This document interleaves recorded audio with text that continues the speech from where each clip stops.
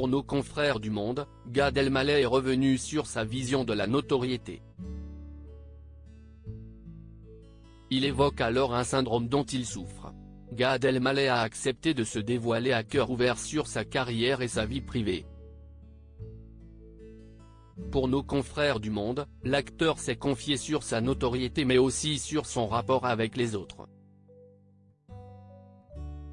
Regarde ce mec, dit-il en désignant du menton un type avec femme et enfant qui déjeune près des transats. Il a l'air d'un acteur américain, non? Pourtant il n'a rien tourné. Alors que moi je suis obligé de faire des films, confie-t-il. Que ce soit à Hollywood ou à Monaco, le stress qu'on se fait, on se le fait tout seul. Il peut y avoir une fascination, mais il ne s'agit pas tant de se fondre dans le décor que de savoir comment tu restes toi-même, en montrant une singularité qui va faire que tu plais. Il faut que les gens disent que tu es un mec bien. Et son image, Gad Elmaleh a eu du mal à la vivre. Ça m'a pesé, ce jugement permanent. Le syndrome du blédard. Une manière un peu poétique de dire qu'on essaye de s'adapter. C'est en 1988, à l'âge de 17 ans que l'acteur arrive à Montréal, après avoir quitté le Maroc.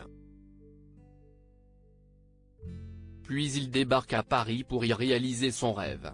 Depuis, Gad Elmaleh est devenu une vraie star.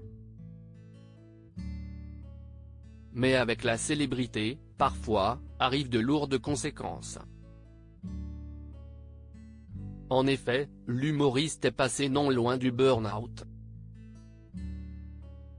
Le fait d'avoir trop joué faisait que j'entendais mes propres blagues comme des sons diaboliques, c'était terrible, a-t-il révélé au micro de Louise Aubéry, affirmant avoir été très malheureux en sortant de scène.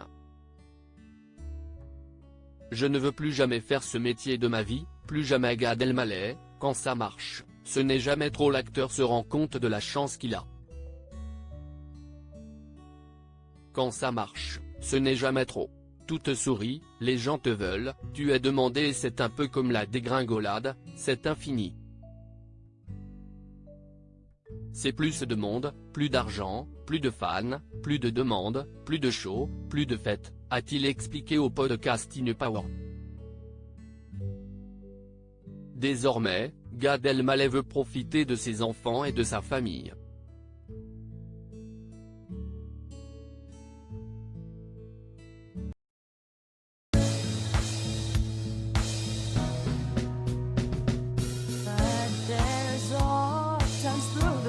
Times I